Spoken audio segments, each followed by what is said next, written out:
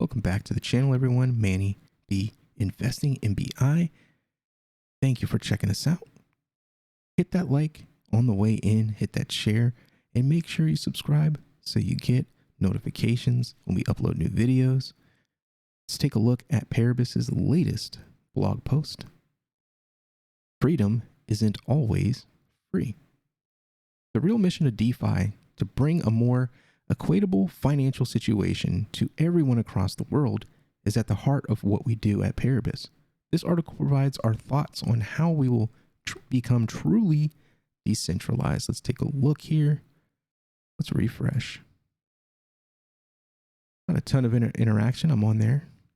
PBX is a gym. Good. Rockets. Probably spam if I hit that. Yeah, of course. Spam. More spam. All right. Let's take a look here at the blog post. Following on the last week's article about our future plans for Paribus to become a DAO, we felt it appropriate to look at the concepts of decentralization in a bit more depth. This topic hit the headlines over the past week, raising some interesting questions about the possibilities it offers. Recently, we saw pushback against Cardano stake pool operators that run multiple pools in favor of single pool operators to try to prevent a centralization of control over the blockchain. Then there was pressure from the White House to deplatform Joe Rogan Experience from Spotify, leading them to remove over 100 episodes of his podcast. There was also the removal of the Ottawa Truckers donation page from GoFundMe due to pressure from the Canadian government. Whatever your personal views, this whirlwind of events has pushed to prominence both the need for decentralization of platforms to help enshrine free speech, as well as highlighting the difficulties of achieving it. We understand the incredible benefits of open democracy when it comes to all areas of life. However, implementing that successfully isn't always as easy as it sounds.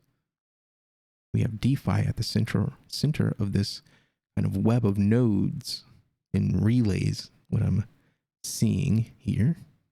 Spread out, kind of decentralizing. Pretty cool image there.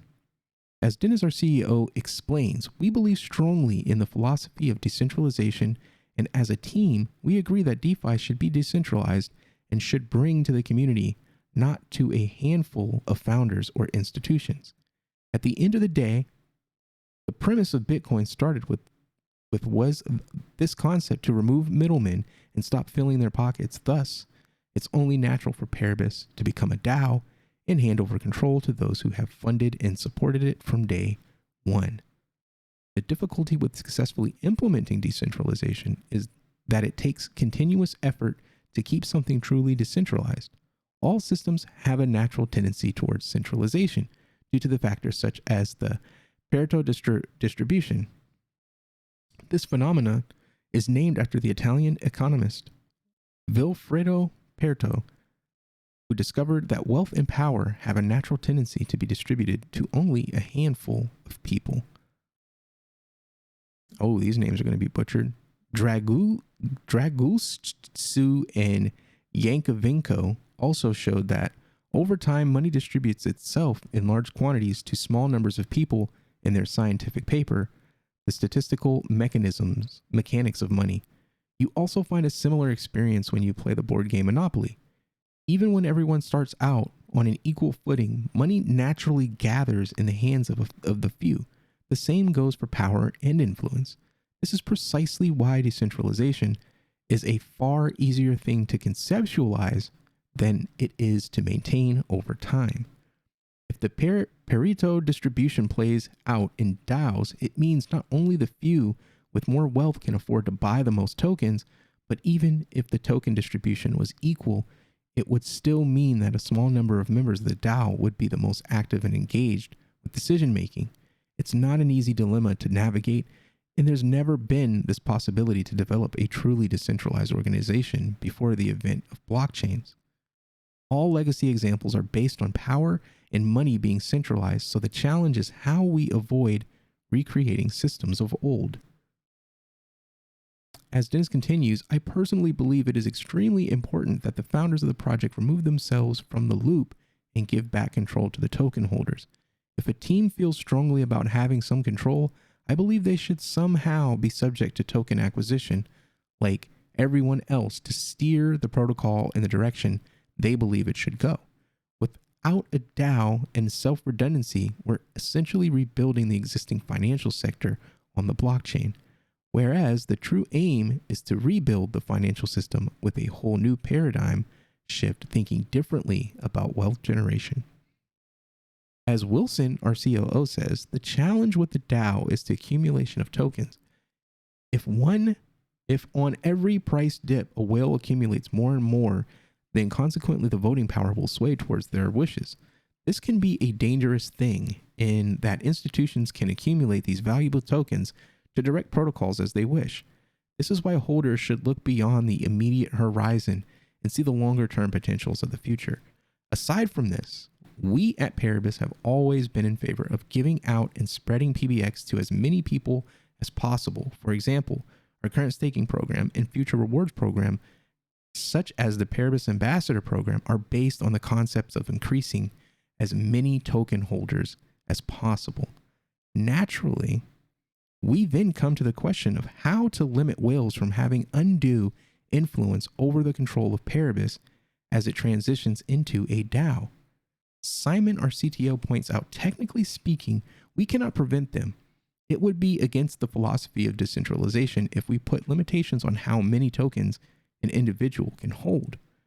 Once Paribus becomes a DAO, the community can make proposals on how to limit a particular holder's power or add limits per wallet, and so forth. It's important that this is for the DAO to decide, though.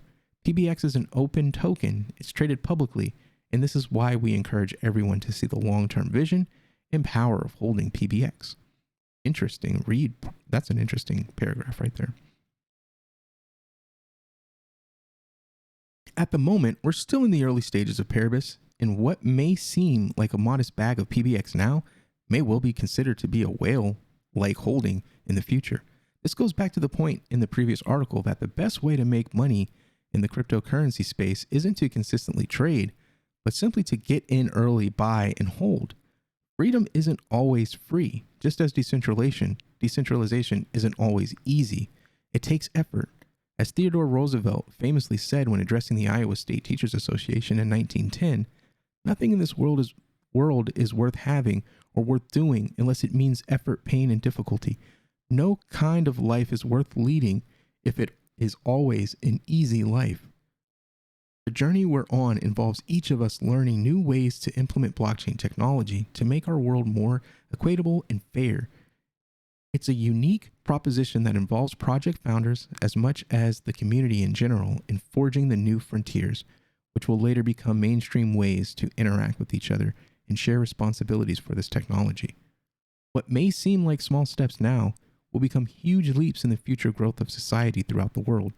This is why we're always excited to be sharing this journey with you, our community. Heart. I love this one. It's a good read. Very interesting. I don't know if you guys felt it, but I kind of felt this. I don't know. The way that they were talking, especially Wilson, it's almost like, I don't know, maybe in the end there's going to be some big, like, you know, maybe I'm not gonna speculate too much, but maybe like they kind of just either just put in the ability to reward people holding it more so than we anticipate or have ever expected, that or like a massive burn of team tokens. That would be interesting. Similar, I think Orion did a similar thing. They burned like this massive amount of tokens just out of the blue. It was crazy. It was really neat. So I don't know, kind of getting that vibe in the wording here, but again, not financial advice. Anything can happen. So again, I thank you for checking us out here. I thank you for joining the family and following, you know, my journey into DeFi on Cardano in 2022. Thank you. Hit that like on the way in. If you haven't already, hit that share it on Twitter, share it on Facebook, share it in your iPhone or your Android texting groups. You know, spread the word.